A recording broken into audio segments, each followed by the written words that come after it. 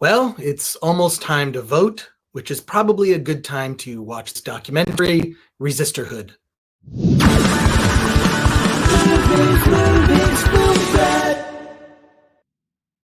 Welcome to the Film Threat Podcast. I am Chris Gore. I don't know if you're like me, but I am really looking forward to this election being over because I have never missed an election, not even a midterm. Since when I turned 18, I could not wait to vote for my very first time. So election season, I get very excited and I can't wait. Oddly, I can't wait for this one to be completely over.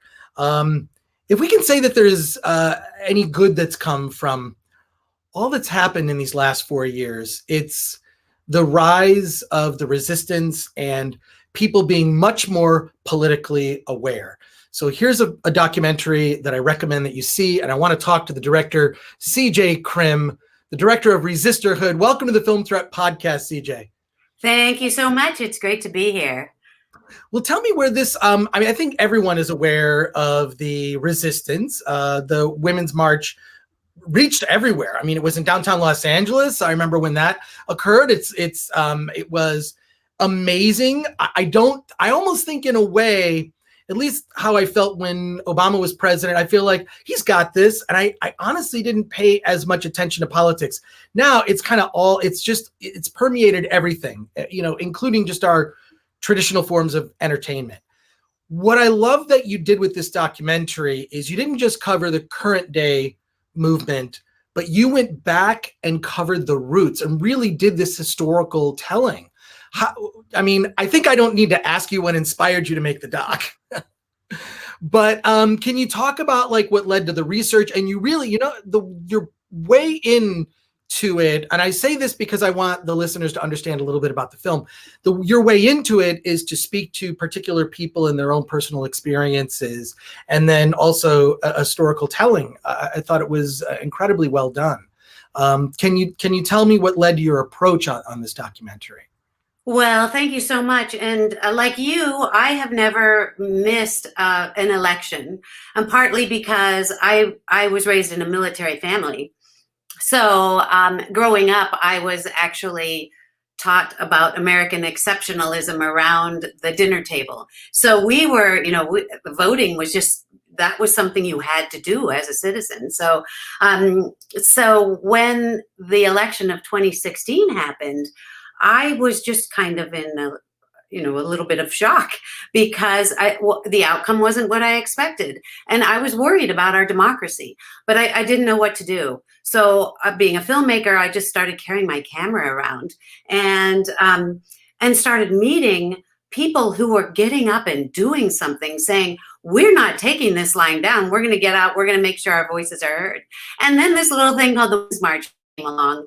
And so realizing that, I think that it was women who really said, this administration does not represent who we are, and we're going to stand up and make our voices heard. And that was very inspiring to me, and that was the impetus of the documentary.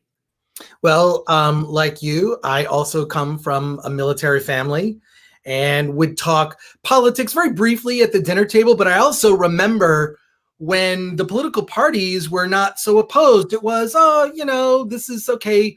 The Republicans, are running things now. The Democrats are running things now. There wasn't the divisiveness that exists today. I think that, like I say, if Donald Trump could be thanked for anything, it's the activism that he wrought, so to speak, right? Like it's really made people become much more politically aware, and actually not just aware in terms of, that's one good thing, but people like now getting involved in the stories that you cover are really remarkable. I really thought that the way you approached it was just from a very human standpoint. Can you tell me how you determined your subjects and who you would follow?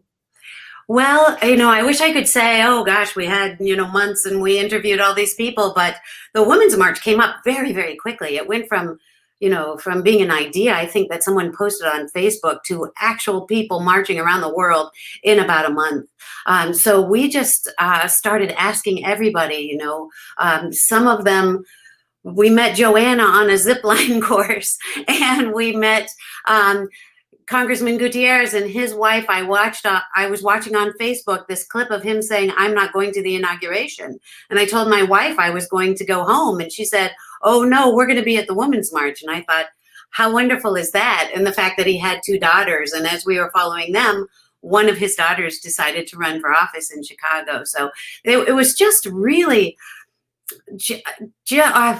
boy, can I say I was really, really blessed and fortunate and lucky to find these just amazing subjects that we have in the film. And their stories just kept getting better as they got more and more involved.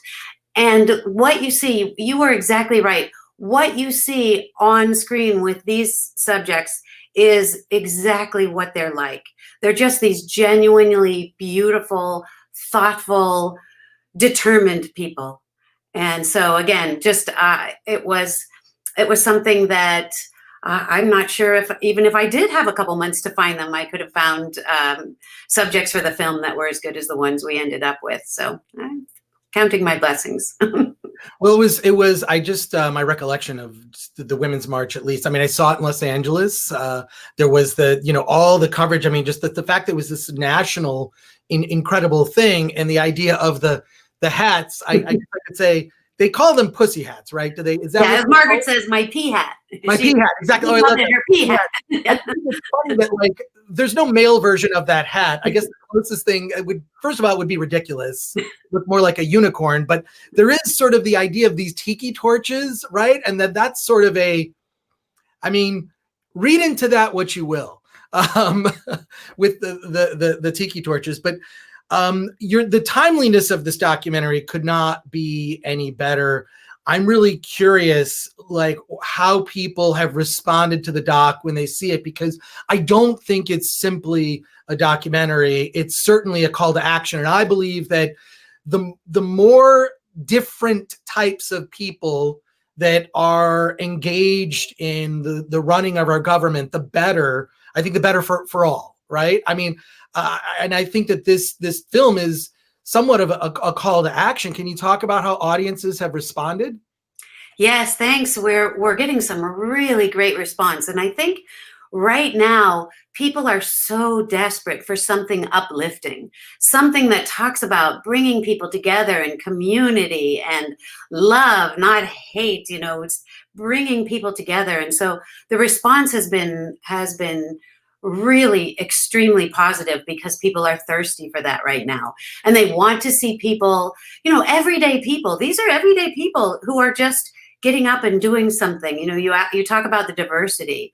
The people we have in the documentary they're the antidote to what we're seeing in Trump's America right now.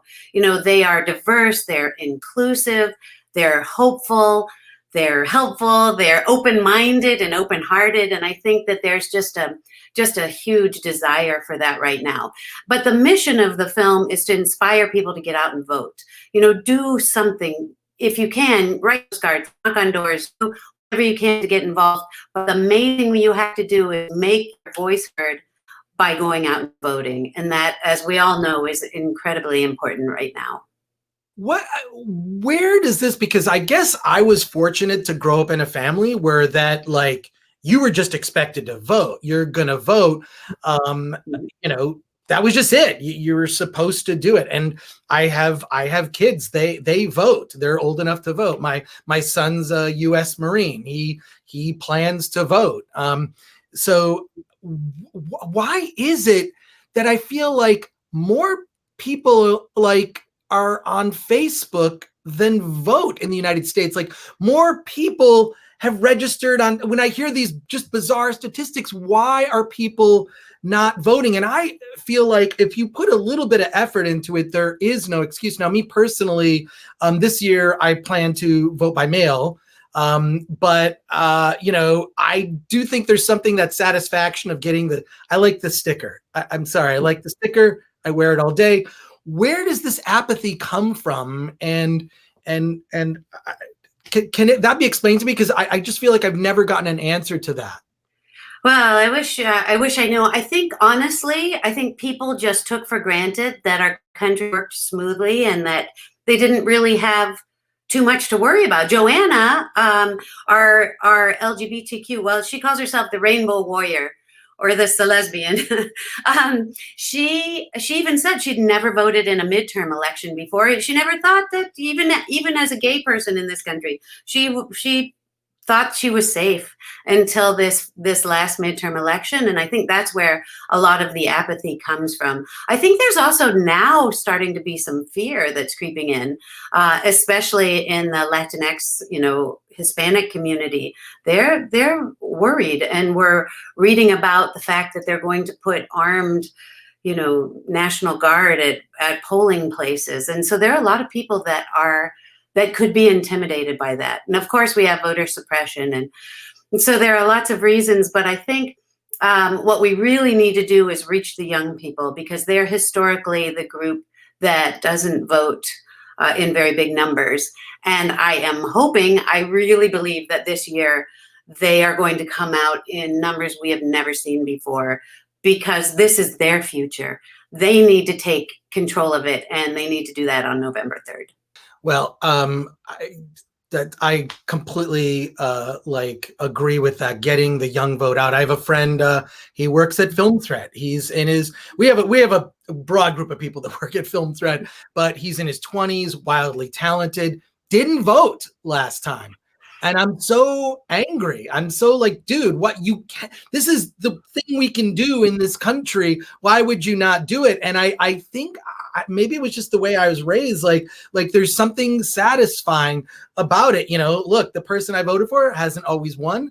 But I also think it's really important to pay attention on a local level, because in a way that can even be more impactful. So, and I think this election season, I think the National Guard is just going to be, I don't know what we're going to be up for. I don't think we're going to get a decision on election night. I think are we resolved to that? Like that's the way it's going to go? That's the way it seems. I'm voting by mail as well. So, well, actually, I'm going to vote by mail, but go and drop it off in a drop box. And I think a lot of people will be that way. But then, of course, they still have to rip them open and count them all. So I hope it's my largest wish that it is such a landslide on election night that we won't have this problem, that we won't be hanging around, that, we won't be doing the 2000 election, hanging Chad kind of thing, because that will be that in the climate we're in right now, that'll be disastrous for our country. I think what the best thing we could have right now is a landslide. So that's what I'm going for. Well, a repeat of 2000 would not be the result that would be satisfying. I mean, I just remember when that happened, and it was horrible. I guess the thing that I hope for more than anything is a return to civil discourse. I think that as a country, I call myself a patriot, but I love different points of view. I like to hear different points of view. And when I see how the rhetoric has just risen to a level that I've never experienced in my life. I've never seen people unfriending and this and not talking to. So I feel like we're never going to solve our biggest problems, global climate crisis, the economic disparity, the class disparity that I think is only growing in this country. None of those problems will be solved until we learn how to speak to each other in a civil manner. I think my hope is that post this election that we can have a return to that. And I thank you for your wonderful documentary. Well, we should tell people where they can see it. Resisterhood, it's on everything, right? It's on. No, well, hopefully. It's definitely, okay. You can reach it through the website, our website, which is Resisterhood Doc. So it's Resisterhood with a DOC on the end.com. Just Google Resisterhood, and there are links there that will take you to Amazon and Vimeo and other places where it will be shown. And we are actually still in several film festivals, and we're doing lots of watch parties. We're really trying to get the word out there because, as you said, it's all about bringing people together and lifting each other up to save our democracy. And that's what it's all about. And that's what we're up to right now with this election. Well, don't forget to vote, and don't forget to see Resisterhood however you see it. Resisterhood.com. I want to thank our sponsor, Storyblocks. If you go to storyblock.com/film threat, go there. You will get a deal. You'll be supporting the Film Threat website and this podcast. And also, if you're a documentary filmmaker, like CJ is, so many resources for doc filmmakers at Storyblocks. So check that out. And CJ, I want to thank you for your wonderful film and for all the hard work. I always feel indebted when I talk to doc filmmakers because I you're doing it for the passion and the love. I can't think of any documentary filmmakers I know that are rich unless they had money before they were doc filmmakers. But I just thank you for your work because I know it's all about the passion, and I appreciate it. Well, thank you so much. And I really appreciate you having me on and spreading the word.